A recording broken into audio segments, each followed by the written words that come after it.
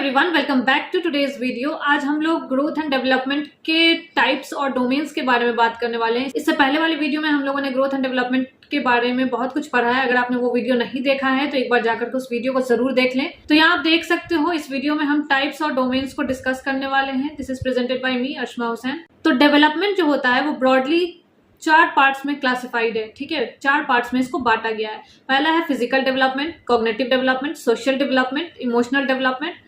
ये सारे जो होते हैं वो इंटर रिलेटेड होते हैं। ठीक है, फिर चाहे वो फिजिकल डेवलपमेंट हो, कॉग्निटिव डेवलपमेंट हो, सोशल डेवलपमेंट हो या इमोशनल डेवलपमेंट हो, ये सारे जो होते हैं वो क्या होते हैं, इंटर रिलेटेड होते हैं। क्या होते हैं, इंटर रिलेटेड होते हैं। अब आप चाहे फिजिकल डेवलपमेंट की बात कर लो, कॉग्निटिव डेवलपमेंट की बात कर लो, सोशल डेवलपमेंट की बात कर लो या इमोशनल डेवलपमेंट की बात कर लो, ये सारे जो होते हैं वो सीक्वेंशियल प्रोसेस होते हैं। सीक्वेंस में होंगे, एक के बाद एक होगा। ठीक है, कोई पहले कोई बाद में ऐसा नहीं होता है, ये सारे सीक्वेंस में होते हैं। ठीक है, मॉरल डेवलपमेंट जो होता है वो सोशल डेवलपमेंट के अंदर आता है और लैंग्वेज डेवलपमेंट जो होता है वो कॉग्निटिव डेवलपमेंट के अंदर आता है। तो डेवलपमेंट को ब्रॉडली 4 पार्ट्स में क्लासिफाई किया गया है। पहला है फिजिकल डेवलपमेंट, दूसरा है कॉग्निटिव डेवलपमेंट, तीसरा है सोशल डेवलपमेंट और चौथा है इमोशनल डेवलपमेंट। ठीक है, लैंग्वेज और मॉरल डेवलपमेंट की बात अगर करें तो सोशल डेवलपमेंट में मॉरल डेवलपमेंट आता है और कॉग्निटिव डेवलपमेंट में लैंग्वेज डेवलपमेंट आता है। यही 4 पार्ट्स हैं डेवलपमेंट के, राइट। अब इसको याद करने का तरीका अगर आप पूछो तो पीसीएस का एग्जाम होता है, तो पीसीएससी से आप उसको याद कर सकते हो। ये एक सीक्वेंशियल प्रोसेस है, हमेशा याद रखना। एग्जाम में बहुत बार पूछा जाता है कि करेक्ट ऑर्डर बताइए क्या है डेवलपमेंट का। ठीक है, तो सबसे पहले हमारा फिजिकल डेवलपमेंट होता है। ठीक है, उसके बाद कॉग्निटिव डेवलपमेंट होता है, उसके बाद सोशल डेवलपमेंट होता है, उसके बाद हमारा इमोशनल डेवलपमेंट होता है। अगर हम पहला फिजिकल डेवलपमेंट की बात करें तो इसमें मोटर डेवलपमेंट्स आते हैं। मोटर डेवलपमेंट्स में बेसिकली क्या होता है कि आपका जो ड्रेसिंग है, वॉकिंग है, टॉयलेट ट्रेनिंग है, साइकिलिंग है, प्लेइंग है, ये सारे एक्टिविटीज जो आप सीखते हो। जैसे बच्चा पैदा होता है, धीरे धीरे 1 साल का होते होते उसको चीजें सिखाई जाने लगती हैं। ठीक है, तो ये सारी चीजें के थोड़ा बड़ा होता है तो कपड़े कैसे पहनने हैं, चलना कैसे है, टॉयलेट ट्रेनिंग कैसे दी जाती है, साइकिलिंग कैसे करना है, प्लेइंग कैसे करना है, ये सारी चीजें जो होती हैं वो मोटर डेवलपमेंट में आती हैं।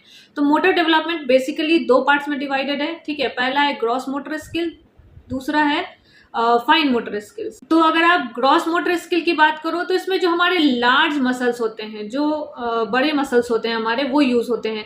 जैसे आपका आर्म हो गया, ठीक है, लेग हो गया, फीट हो गया। जैसे हम रनिंग करते हैं, जंपिंग करते हैं, साइकिलिंग करते हैं, ये सारी चीजें आपको ग्रॉस मोटर स्किल्स में आती हैं। इन सारी एक्टिविटीज को करने के लिए हमारे लार्ज मसल्स यूज होती है। कौन सी मसल्स यूज होती है? Large muscles. इसी वजह से इसको ग्रॉस मोटर स्किल्स कहते हैं। ये अराउंड 3 से 6 साल की उम्र में डेवलप कर जाते हैं। 3 साल से 6 साल की उम्र में ये कंप्लीटली डेवलप कर गए होते हैं। उसके बाद फाइन मोटर स्किल्स की बात करें तो इसका यूसेज होता है फाइन मसल्स का। ठीक है, जैसे आईज, फिंगर एक्सेट्रा। राइटिंग और ड्राइंग में इसका यूज होता है। तो ये बेसिकली थोड़ा लेट डेवलप होता है, थोड़ा लेट डेवलप होता है। क्यों? क्योंकि आप देखते होंगे कि जब बच्चा पैदा होता है, जब छोटा होता है, तो आप कोई भी चीज उसको पकड़ाओगे, ऑलमोस्ट 1 साल तक का भी रहता है, तो अगर आप उसको कोई भी चीज पकड़ाओगे तो वो क्या करता है, अपना 5 फिंगर यूज करने के बाद उसको पकड़ता है। ठीक है, लेकिन धीरे धीरे वो प्रिसीजन आता है उसमें कि 2 फिंगर से कैसी उसको होल्ड करना है। जैसे पेंसिल की बात कर लो, जब बच्चा छोटा होता है, जब लिखना सीख रहा होता है, तो वो क्या करता है कि पूरा अपना मुट्ठी यूज करेगा, अपना 5 फिंगर यूज करेगा उस छोटे से पेंसिल को एक लिखने के लिए। ठीक है, लेकिन वही जब उसके मसल्स डेवलप करते हैं अच्छे से, प्रिसीजन आते हैं बेसिकली उसके हाथ पैर में, तो क्या होता है, वो फिंगर से पकड़ना सीख जाता है। जैसे ड्राइंग करने के लिए करते हो तो स्केचिंग वगैरह में कितना फाइन लाइंस वगैरह ड्रॉ करते हो, तो ये सारी चीजें क्या होती है, फाइन मोटर स्किल्स होती हैं। ठीक, उसके बाद दूसरा आता है हमारा कॉग्निटिव डेवलपमेंट। ठीक है, cognitive development is basically mental development. आपका जो इंटेलेक्ट होता है वो डेवलप करता है। ठीक है, इसमें हमारा माइंड, जो हमारा मेंटल ग्रोथ है वो डेवलप करता है। हमारा इंटेलेक्चुअल डेवलपमेंट होता है, इसमें नॉलेज बिल्डिंग होती है, या फिर आप ये कह सकते हो कि एक्वायरिंग नॉलेज, किसी चीज को पढ़ना, समझना, नॉलेज एक्वायर करना, नॉलेज बिल्ड करना, समझ रहे हो। तो ये सारी चीजें क्या होती हैं, कॉग्निटिव डेवलपमेंट में आती हैं। देखो, हमारे ब्रेन का ना 2 पार्ट होता है, लेफ्ट और राइट।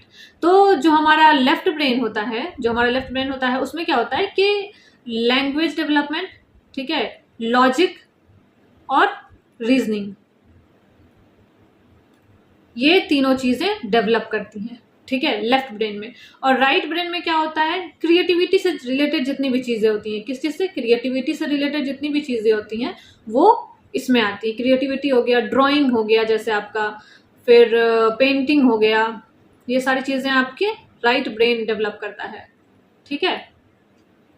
तो आप यहाँ देख सकते हो कि लेफ्ट ब्रेन हमेशा लैंग्वेज, लॉजिक और रीजनिंग, हमारे इंटेलेक्ट के लिए जाना जाता है। जो आप मैथ्स के क्वेश्चन सॉल्व कर रहे होते हो, आप जो लॉजिक लगा रहे होते हो, जो याद कर रहे होते हो, चीज़ों को समराइज कर रहे होते हो, लैंग्वेज जो आपका डेवलप करता है, ये सारी चीज़ें जो होती हैं वो लेफ्ट ब्रेन के थ्रू हो रही होती हैं, ठीक है। उस टाइम में हमारा लेफ्ट ब्रेन जो होता है वो एक्टिव होता है। लेकिन वहीं जब आप क्रिएटिविटी से रिलेटेड कुछ चीज़ कर रहे होते हो, चाहे आप ड्राइंग कर रहे हो, स्केचिंग कर रहे हो, पेंटिंग कर रहे हो, कैसा भी क्रिएटिविटी हो, ठीक है, वो सारी चीज़ें आपकी का कौन हैंडल करता है, राइट ब्रेन। ये क्वेश्चन सीटेट में बहुत बार पूछा है, आप हमेशा याद रखना कि left is for logic, reasoning and language development, और राइट ब्रेन जो होता है वो क्रिएटिविटी के लिए होता है। आजकल सीटेट का फॉर्मेट चेंज हुआ है, आप लोग जानते ही होंगे। उसमें करता क्या है ना कि पहले क्या था कि थोड़ा डायरेक्ट क्वेश्चन पूछता था, अभी का टाइम जो है उसमें क्या करता है कि थोड़ा स्टोरी बेस्ड क्वेश्चन पूछता है। एक आपको स्टोरी दे देगा कि किसी बच्चे का नाम दे दिया कि मान लो अनमोल इज ड्राइंग समथिंग, ऐसा करके दे देगा कि आप बताओ इसमें कौन से ब्रेन का पार्ट यूज हो रहा है, या कौन सा आपका डेवलपमेंट शो हो रहा है, इसमें कौन सा पार्ट आपका डेवलप कर रहा है। तो जाहिर सी बात है, जब ब्रेन की बात आई, दिमाग की बात आई, तो हमारा क्या होगा उस टाइम में, कॉग्निटिव डेवलपमेंट होगा, ठीक है। कॉग्निशन से हमारा काम चल रहा है, मतलब इंटेलेक्ट हमारा काम कर रहा है, राइट। और जैसे ही पढ़ाई लिखाई से रिलेटेड चीज आएगी कि कोई मैथ्स का सम वो सॉल्व कर रहा है या कुछ याद कर रहा है, तो ये सारी चीजें भी कॉग्निशन में आएंगी और ये लेफ्ट ब्रेन का काम हो जाएगा वहां पे। कॉग्निटिव डेवलपमेंट में होता क्या है, तो कॉग्निटिव डेवलपमेंट में आपका लैंग्वेज डेवलपमेंट होता है, आपकी मेमोरीज बनती हैं, रीजनिंग बनाना आप सीख जाते हो, रीजनिंग करना सीख जाते हो, परसेप्शन बनाना सीख जाते हो, किसी चीज को लेकर के आपका क्या परसेप्शन, एक परसेप्शन डेवलप करना आप सीख जाते हो। आप एक इमेजिनेशन करना शुरू कर देते हो कि हाँ ये चीज इतनी सुंदर है, इतनी खूबसूरत है, ये है फलाना ढिमकाना, ये सारी इमेजिनेशन आप में डेवलप हो जाती हैं। इंटेलेक्ट आपका अच्छा हो जाता है, प्रॉब्लम सॉल्विंग स्किल्स आप में डेवलप कर जाती हैं, डिसीजन मेकिंग का पावर आप में आ जाता है कि कोई चीज गलत है या सही है वो आप डिस्टिंग्विश कर पाते हो, ठीक है। प्रॉब्लम सॉल्विंग इज लाइक के कोई प्रॉब्लम आपकी लाइफ में आता है या फिर अदरवाइज कुछ भी ऐसा होता है तो आप उसको सॉल्व करने का हुनर रखते हो अपने आप में, है ना।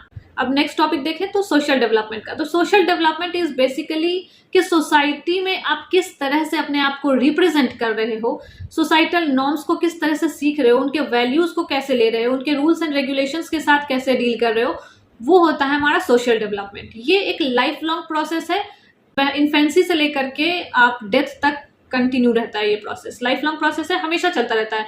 देखो एक सोसाइटी में जब हम रहते हैं तो उस सोसाइटी के अकॉर्डिंग चलना पड़ता है, आप बहुत ज्यादा अलग नहीं चल सकते हो, थोड़ा बहुत 19-20 का फर्क चलता है, लेकिन आप जैसे आप मान लो किसी की भी आप किसी भी सोसाइटी में रह रहे हो, उस सोसाइटी का क्या रूल्स है, उस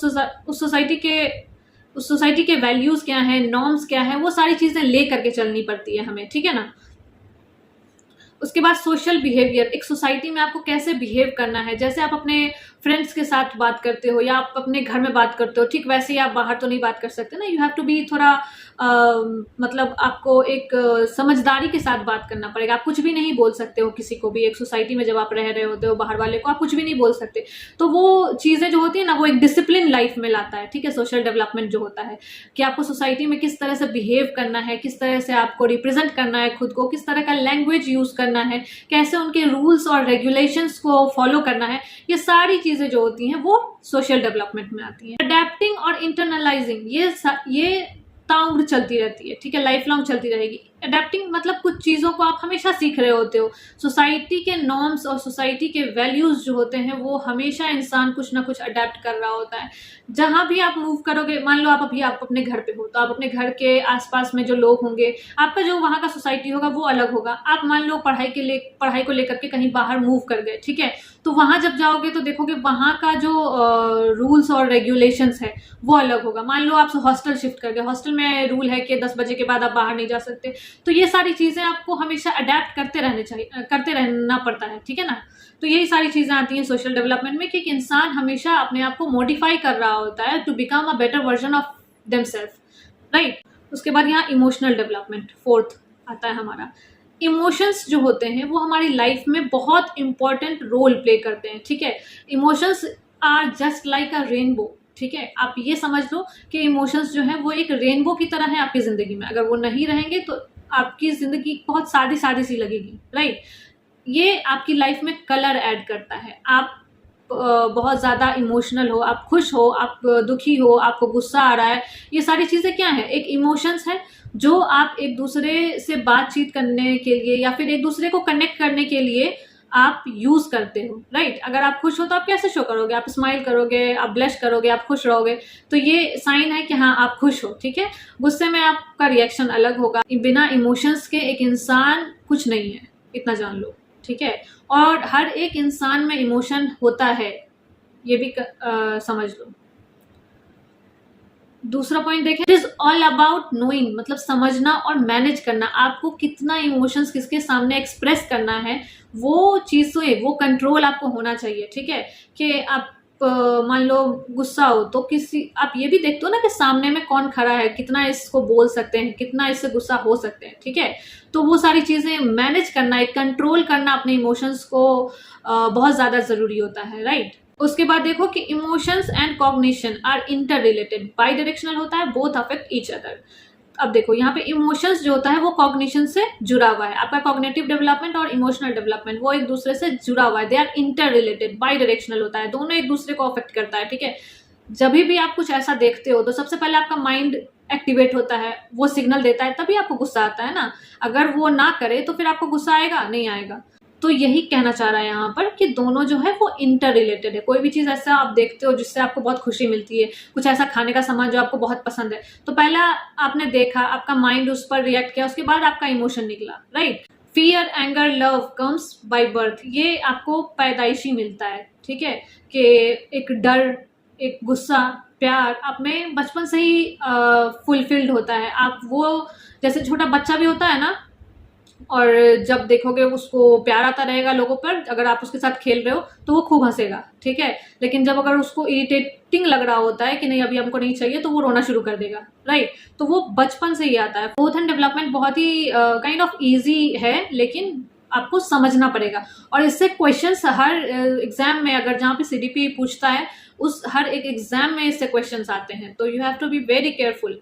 तो ये सारी चीजें ना आपको हमेशा देखनी पड़ेंगी कि क्वेश्चंस क्या पूछ रहा है, इसी चीजों से क्वेश्चन आता है। आप इतना जान लो कि ग्रोथ एंड डेवलपमेंट का पुराना वाला वीडियो देख लो, ये वीडियो देख लो, इसके बाद एक और वीडियो आएगी, वो देख लो। इसके अलावा आपको कहीं से कुछ नहीं पढ़ना है, ठीक है। इतना काफी है। जो भी क्वेश्चंस बनते हैं वो इसी में से बनते हैं, बस आपको याद रखना है, ठीक है, कि क्या पढ़ा है मैंने। सो यार ये थी आज की video. Thanks for watching. Like, share और सब्सक्राइब कर देना। और जिन्होंने पिछला वीडियो नहीं देखा है वो प्लीज जाकर के पिछला वीडियो देखें। ग्रोथ एंड डेवलपमेंट का बहुत ही इंपॉर्टेंट टॉपिक है, बहुत ही अच्छे से मैंने एक्सप्लेन किया है। एक बार उसको भी जाकर के जरूर देख लेना। उसका लिंक मैं डिस्क्रिप्शन बॉक्स में दे दूंगी।